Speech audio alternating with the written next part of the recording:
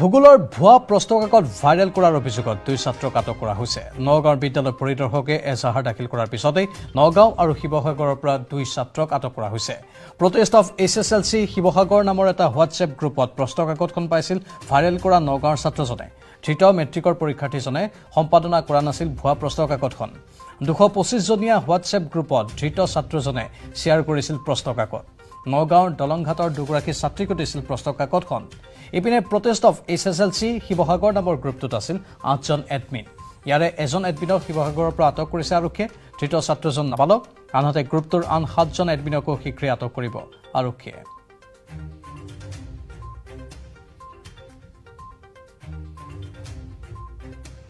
মই এইটো এটা ভুৱা কুৱেশ্যন পেপাৰ তেওঁলোকে লিক কৰিছিলে। আৰু ৰাতিপুৱা 10 বজাত যেতিয়া এজন শিক্ষকে মোক খবৰ দিছিল যে তেওঁৰে কোনোবা এগৰাকী ছাত্ৰীক কোনোবা এজনে হোৱাটছএপত জিঅ'গ্ৰাফী কুৱেশ্যন পেপাৰখন দিছিলে। আৰু মই লগে লগে আমাৰ চেবাৰ চেয়াৰমেন আছিল জেইন ছাৰৰ লগত মই ইনফৰ্মেশ্যন তেখেতক দিলোঁ আৰু তেখেতৰ নিৰ্দেশ ক্ৰমে মই চকলাঘাটত গ'লোঁ। চকলাঘাটত গৈ পেলাই মই এনকুৱাৰী কৰিলোঁ আৰু তাতে দুগৰাকী ছাত্ৰীক মই লগ পালোঁ আৰু তেওঁলোকৰ মই হোৱাটছএপবিলাকো চালোঁ। আৰু তেতিয়া তাৰ পৰা গম পালোঁ যে তেওঁলোকক মাছুম আলী নামৰ এজন ষ্টুডেণ্টে দিছে। আৰু এই মাছুম আলী হৈছে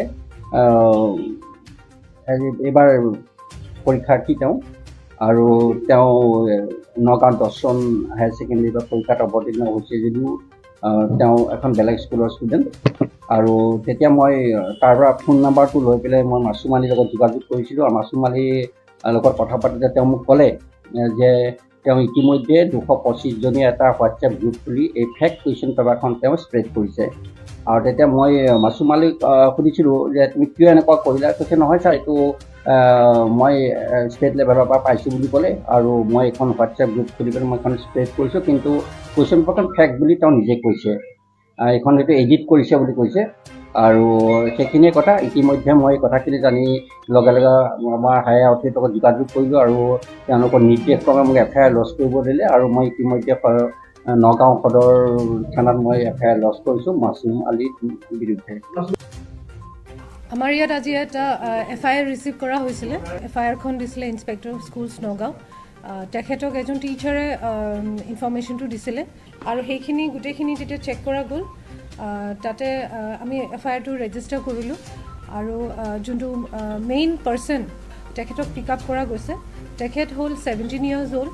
চ' we will not be releasing his name or his picture. তেখেতক আমি সোধপোছ কৰাৰ পিছত তেখেতে ক'লে বেলেগ এজন ক্লাছ 10ৰ ল'ৰা তেওঁৰ নাম্বাৰটো এটা গ্ৰুপত এড কৰিছে যোৱাকালি এড কৰাৰ পিছত এটা কুৱেশ্যন পেপাৰ তাত পালে। তেওঁ কুৱেশ্যন পেপাৰটো পোৱাৰ লগে লগে তেওঁ সেইটো তেওঁৰ নিজৰ হোৱাটছএপ ষ্টেটাছত তেওঁ সেইটো লগালে আৰু লগোৱাৰ লগে লগে সেইটো চব স্প্ৰেড হৈ গ'ল। চেবাৰ লগত মই কণ্টেক্ট কৰিলোঁ।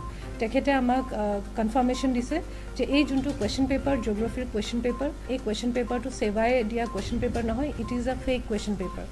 চ' এইটো আমি এতিয়া কেছ লৈছোঁ সেই তেনেকৈ 120B for conspiracy, for cheating and for using a false document as a genuine one.